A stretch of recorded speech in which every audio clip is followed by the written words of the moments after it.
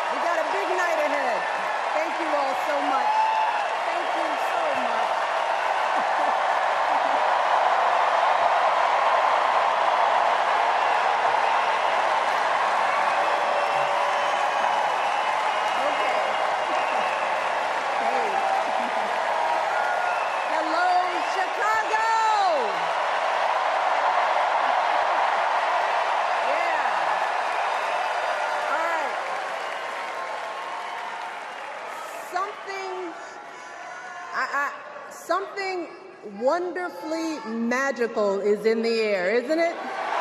Yeah. You know, we're feeling it here in this arena, but it's spreading all across this country we love.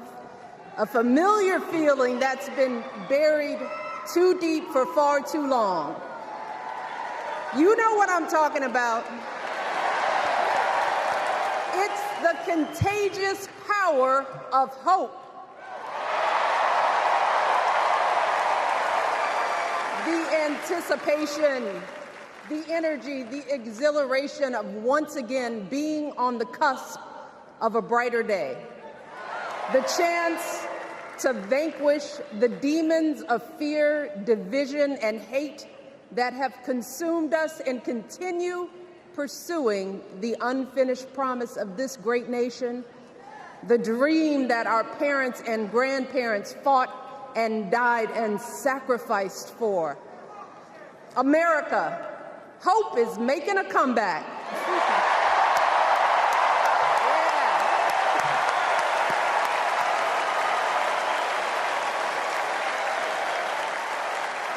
But to be honest, I am realizing that until recently, I have mourned the dimming of that hope. And maybe you've experienced the same feelings. Is that deep pit in my stomach, a palpable sense of dread about the future. And for me, that mourning has also been mixed with my own personal grief. The last time I was here in my hometown was to memorialize my mother, the woman who showed me the meaning of hard work and humility and decency, the woman who set my moral compass high and showed me the power of my own voice. Folks,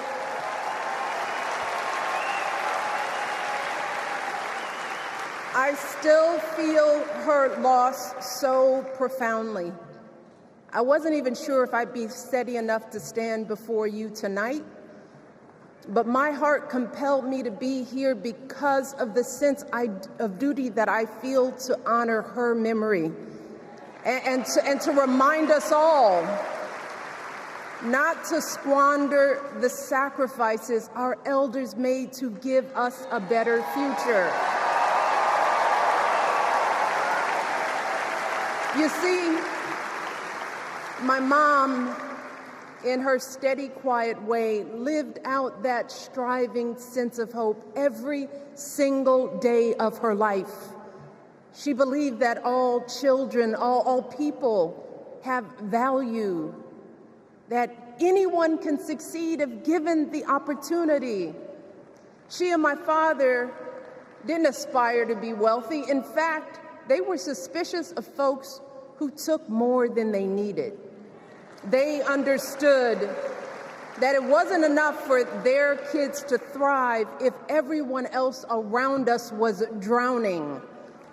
So my mother volunteered at the local school. She always looked out for the other kids on the block. She was glad to do the thankless, unglamorous work that for generations has strengthened the fabric of this nation. The belief that if you do unto others, if you love thy neighbor, if you work and scrape and sacrifice, it will pay off. If not for you, then maybe for your children or your grandchildren.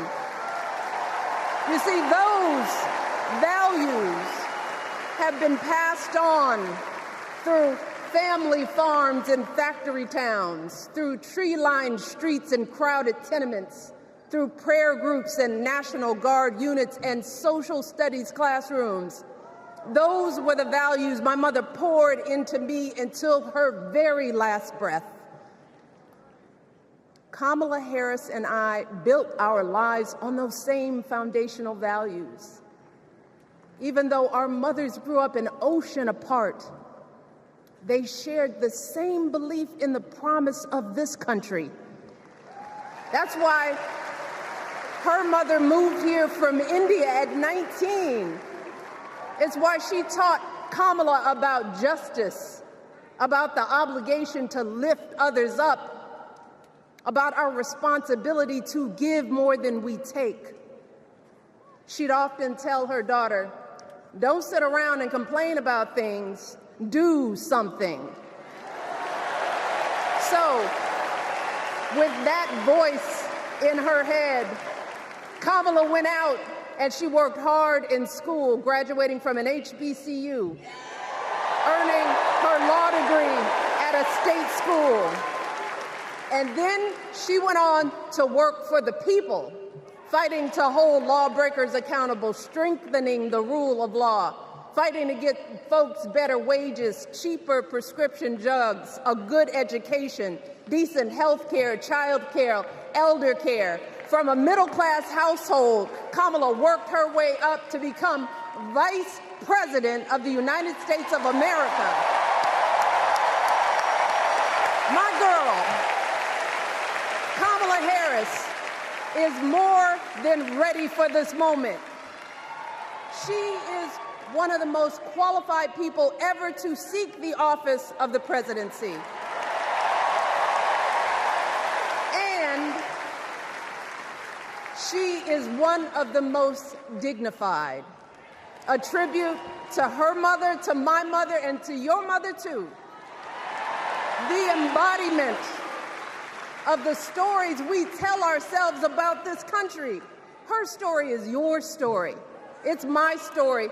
It's the story of the vast majority of Americans trying to build a better life.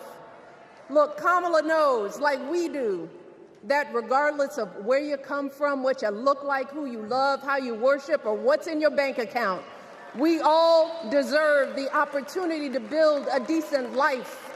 All of our contributions deserve to be accepted and valued.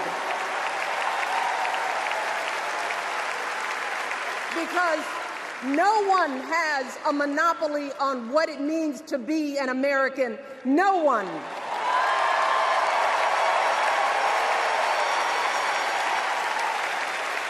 Kamala has shown her allegiance to this nation, not by spewing anger and bitterness, but by living a life of service and always pushing the doors of opportunity open to others.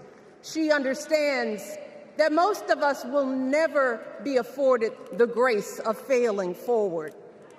We will never benefit from the affirmative action of generational wealth.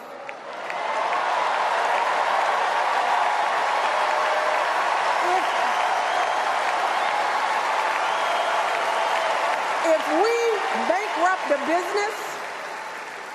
we bankrupt a business or choke in a crisis, we don't get a second, third, or fourth chance.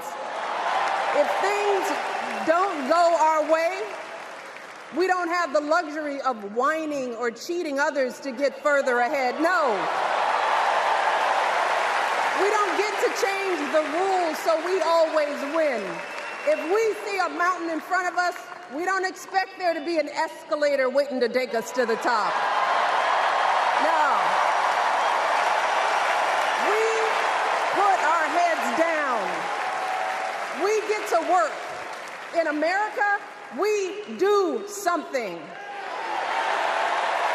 And throughout her entire life, that's what we've seen from Kamala Harris. The steel of her spine, the steadiness of her upbringing, the honesty of her example, and yes, the joy of her laughter and her light. It couldn't be more obvious. Of the two major candidates in this race, only Kamala Harris truly understands the unseen labor and unwavering commitment that has always made America great.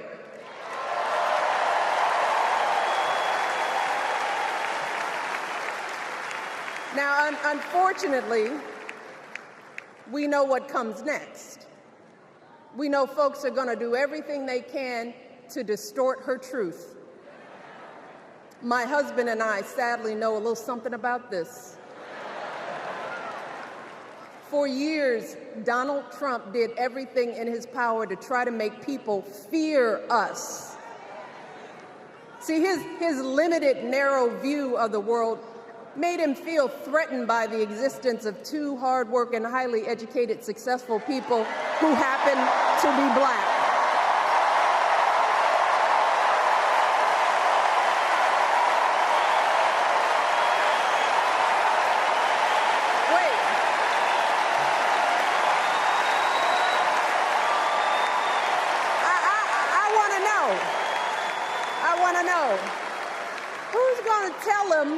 Who's going to tell him that the job he's currently seeking might just be one of those black jobs?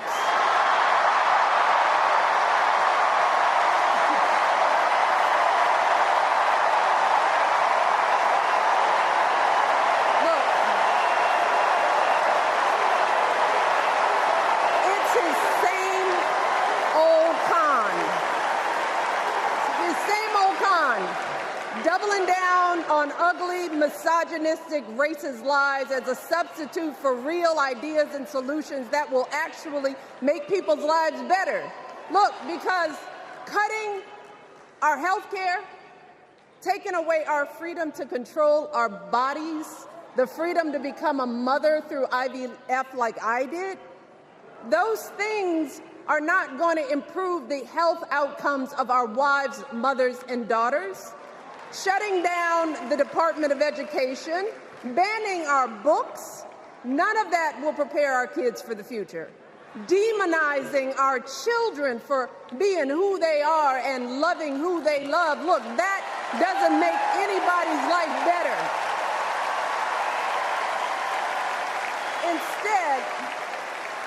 Instead, it only makes us small. And let me tell you this, going small is never the answer. Going small is the opposite of what we teach our kids. Going small is petty, it's unhealthy, and quite frankly, it's unpresidential.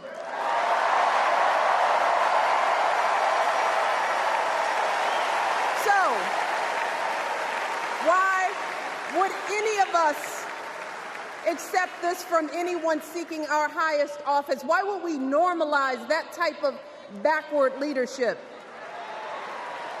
Doing so only demeans and cheapens our politics. It only serves to further discourage good, big-hearted people from wanting to get involved at all. America, our parents taught us better than that, and we deserve so much better than that. That's why we must do everything in our power to elect two of those good, big-hearted people. There is no other choice than Kamala Harris and Tim Walz. No other choice.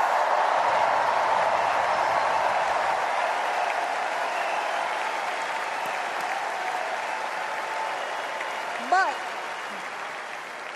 as we embrace this renewed sense of hope, let us not forget the despair we have felt. Let us not forget what we are up against. Yes, Kamala and Tim are doing great now. We're loving it. They're packing arenas across the country. Folks are energized. We are feeling good. But remember, there are still so many people who are desperate for a different outcome, who are ready to question and criticize every move Kamala makes, who are eager to spread those lies, who don't want to vote for a woman, who will continue to prioritize building their wealth over ensuring that everyone has enough. So no matter how good we feel tonight or tomorrow or the next day, this is going to be an uphill battle. So folks, we cannot be our own worst enemies. No. See, because the minute something goes wrong, the minute a lie takes hold, folks, we cannot start wringing our hands. We cannot get a Goldilocks complex about whether everything is just right. And we cannot indulge our anxieties about whether this country will elect someone like Kamala instead of doing everything we can to get someone like Kamala elected.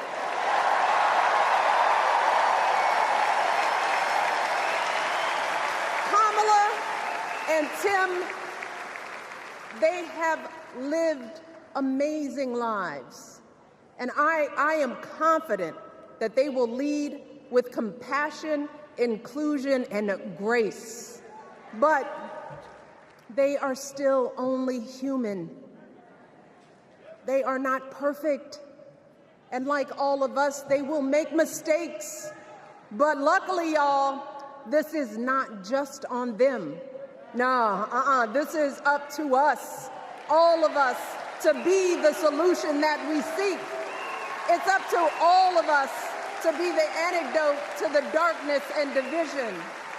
Look, I don't care how you identify politically, whether you're Democrat, Republican, Independent, or none of the above. This is our time to stand up for what we know in our hearts is right.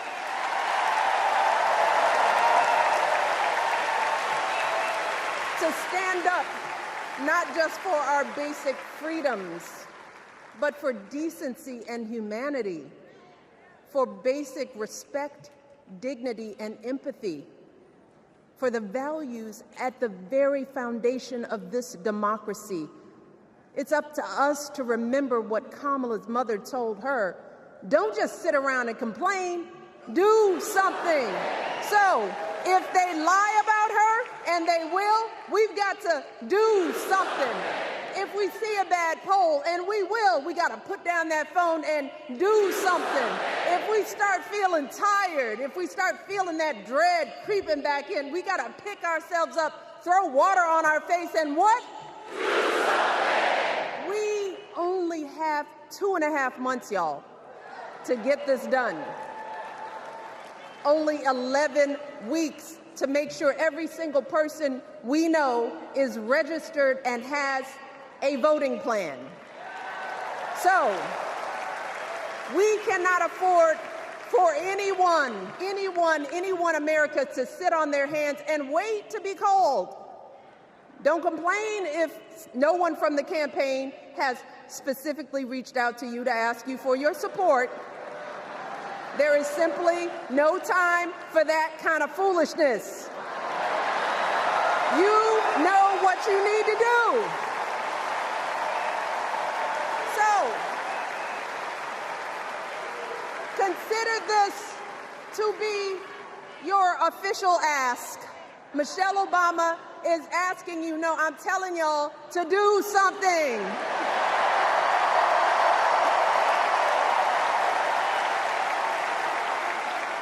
Because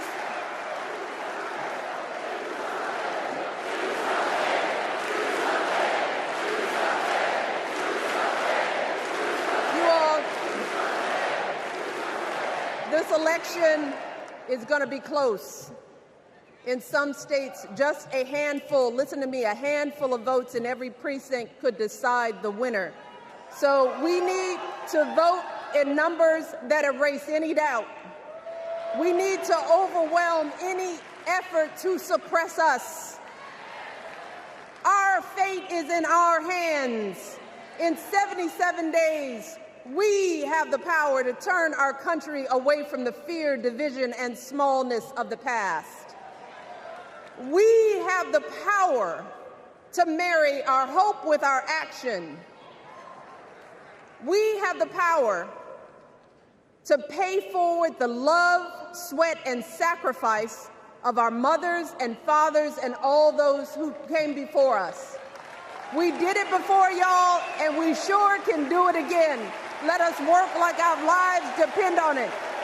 And let us keep moving our country forward and go higher, yes, always higher than we've ever gone before as we elect the next President and Vice President of the United States, Kamala Harris and Tim Walz.